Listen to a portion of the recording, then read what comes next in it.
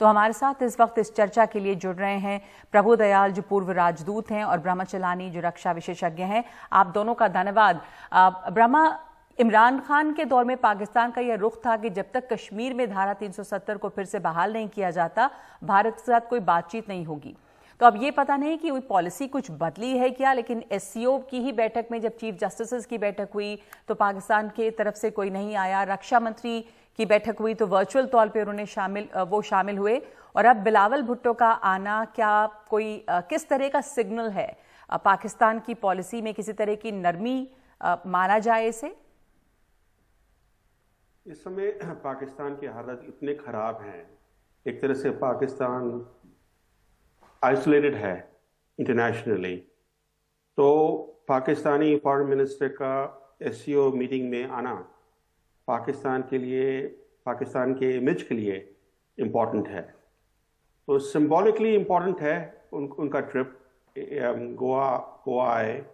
मगर जो असली बात है कि क्या जयशंकर भुट्टो के साथ बायलैटरल मीटिंग करेंगे, क्योंकि जैसे लैवरोव के साथ जयशंकर इस समय मीटिंग कर रहे हैं, चीनी भी करेंगे और कई दूसरे जो विजिटिंग फॉरेन मिनिस्टर्स हैं उनके साथ भी मीटिंग्स करेंगे bilaterally on the side lines.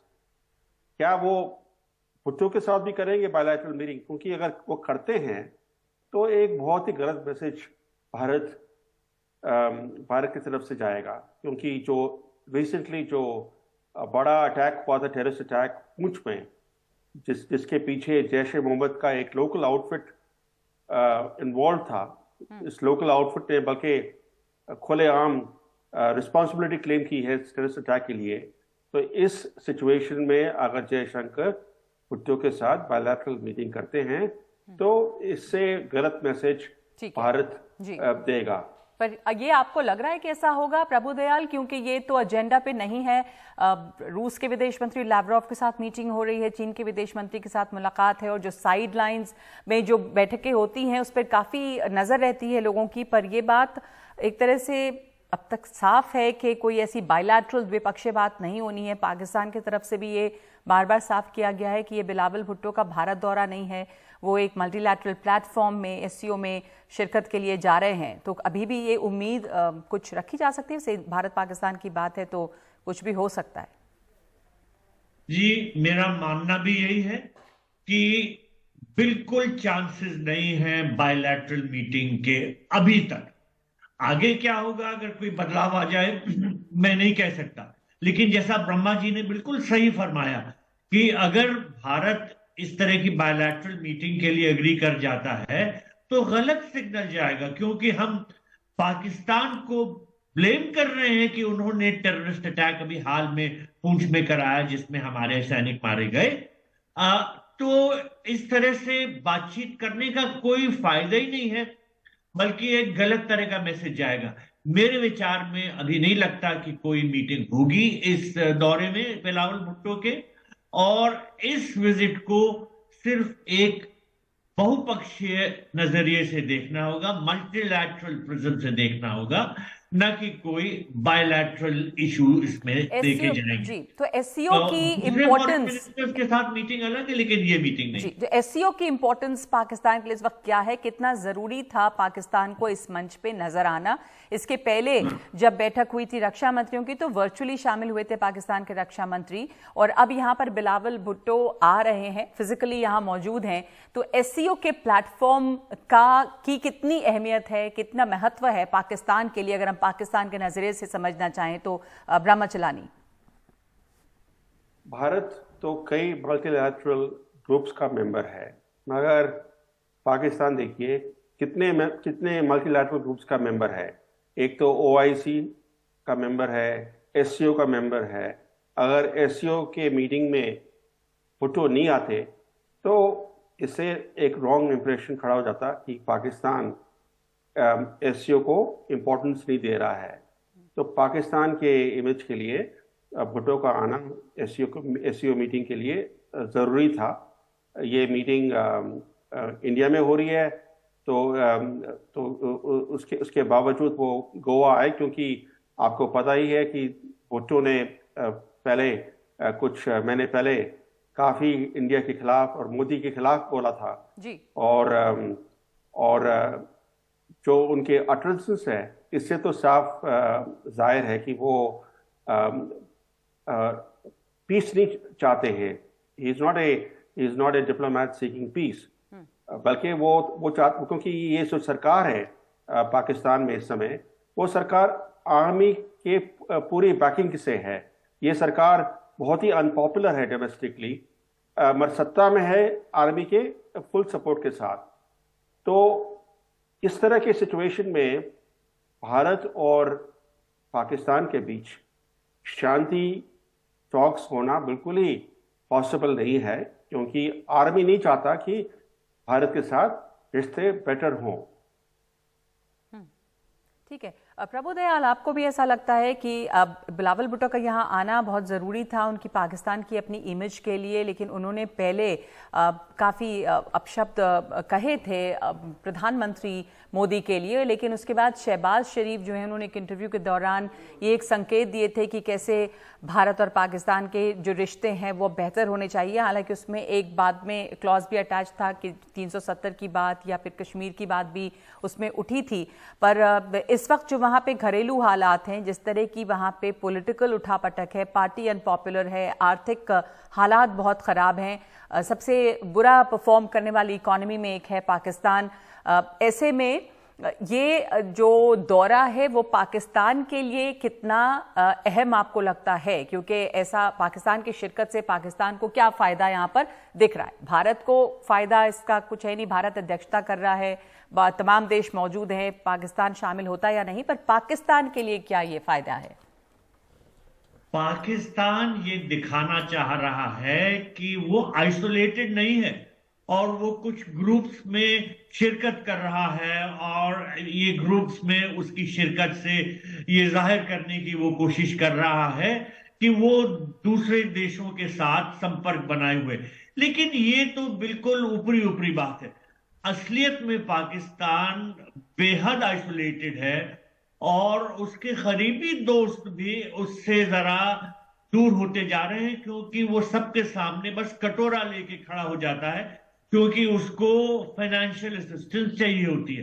Pakistan ने अपनी इकोनॉमी को और अपनी इंटरनल कंडीशंस को खुद ही बर्बाद करके रखा हुआ है। और हालांकि आपने सही कहा कि शहबाज शरीफ ने कहा था कि भारत के साथ वो चाहते हैं कि रिश्ते अच्छे हो जाएं, लेकिन फिर वो फौरन उस पर वापस हो गए और पाकिस्तानियों ने एक स्टेटमेंट जाहिर किया कि वो पहले कश्मीर का सोल्यूशन होना चाहिए वगैरह वगैरह। तो पाकिस्तान की जो गवर्नमेंट इतनी वीक है और इतनी आइसोलेटेड है कि मेरे ख्याल से वो कोई कदम नहीं उठा सकती भारत के साथ अच्छे रिश्ते बनाने के। इस समय अच्छे रिश्ते जो हैं वो एक ये जो चर्चा और एक सवाल उठ रहे थे कि क्या रिश्तों की बर्फ पिघलेगी, क्या इसे एक पहल के तौर पे देखा जाना चाहिए? आप नहीं मानते कि ऐसा कुछ है? इसको इस नजर से देखना भी नहीं चाहिए? प्रभुदयाल, मैं नहीं मानता कि कोई चांसेस हैं अभी हालात अच्छे होने के लिए या रिश्ते बेहतर होने के। और ये विजिट एक प्योरली मल्टीलैटरल विजिट है जो एससीओ की मीटिंग में पार्टिसिपेट करने के लिए बिलावल भुट्टो आ रहे हैं। पर चूंकि ये भारत पाकिस्तान की बात है, तो क्या ये अंदेशा भी है? हमने जाना, आपने भी दोहराया कि कैसे बिलावल भुट्टो ही पहले इस तरह के बयान दे चुके हैं जो कि ठीक नहीं था, और यहाँ कश्मीर हर मल्टीलैटरल प्लेटफॉर्म पर कश्मीर का मुद्दा जो है वो पाकिस्तान उठाता रहा है।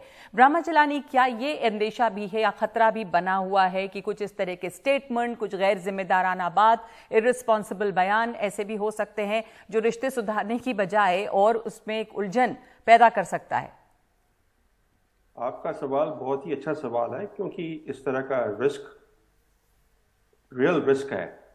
क्योंकि भुट्टो की जो ये बिलावल भुट्टो का जो बैकग्राउंड है वो बहुत ही प्रोवोकेटिव बैकग्राउंड है। वो जब भी मौका मिलता है वो प्रोवोकेटिव स्टेटमेंट्स इशू करते हैं, और क्वाइट पॉसिबल है कि इंडियन सॉइल पर वो कुछ बोलेंगे कश्मीर के बारे में, भारत के बारे में, जो एनवायरनमेंट को और ख़राब हो सकता है इन स्टेटमेंट्स के बजाय।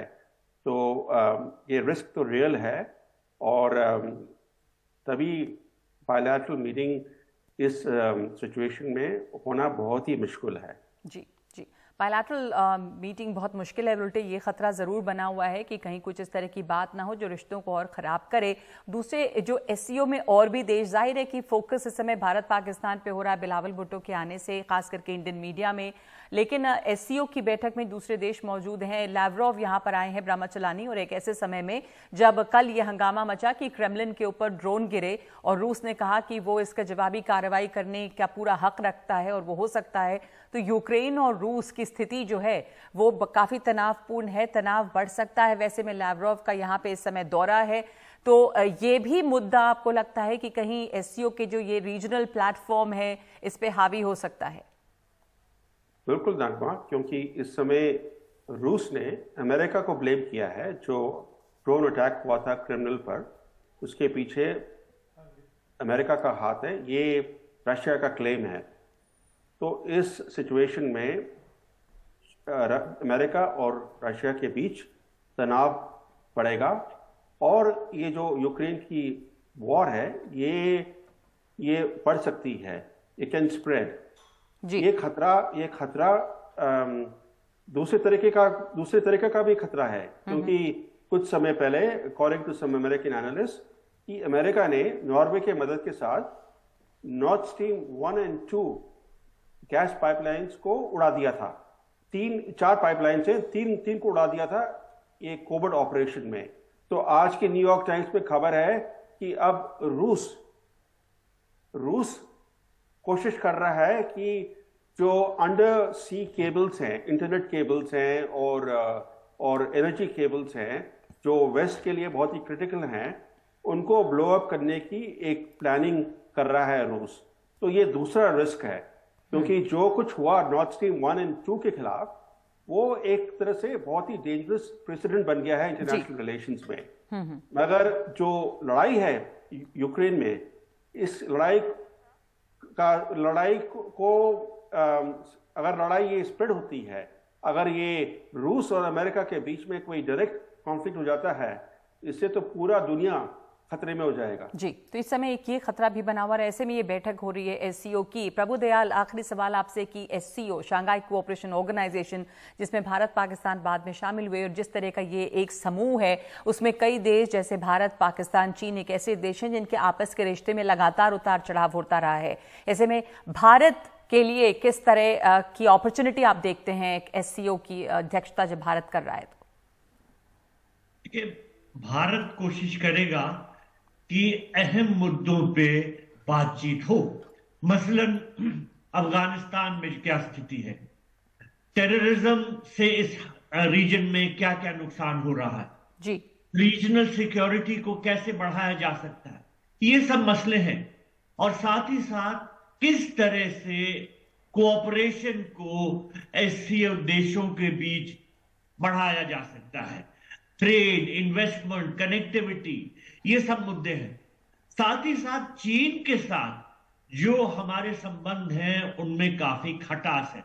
देखिए, अभी हाल में जो रक्षा मंत्रियों की मीटिंग हुई थी, उसमें हमारे जो रक्षा मंत्री हैं उन्होंने हाथ नहीं मिलाया था चीन के रक्षा मंत्री के साथ। ये जाहिर करता है कि हम ये दिखाना चाहते हैं चीन को कि भाई हम उसके रवैये से खुश नहीं हैं, और जो मीटिंग्स हो रही हैं वो इस बात पे गौर करना उनके लिए जरूरी है कि जो बड़ा एक फासला है चीन और भारत के नजरियों में, उनको कम अगर नहीं किया जाएगा तो रीजनल कोऑपरेशन बढ़ नहीं सकता। और भारत और चीन के लिए जरूरी है कि वो जो लाइन ऑफ एक्चुअल कंट्रोल पे जो पीस फिर से लाए, और जो तनाव चीन की हरकतों से बढ़ा है उस पे लगाम लाई जाए। तो चीन के ऊपर ये जिम्मेदारी है, और फिर से हम अब इसी बात पे दोहराएंगे। जी, धन्यवाद आपका।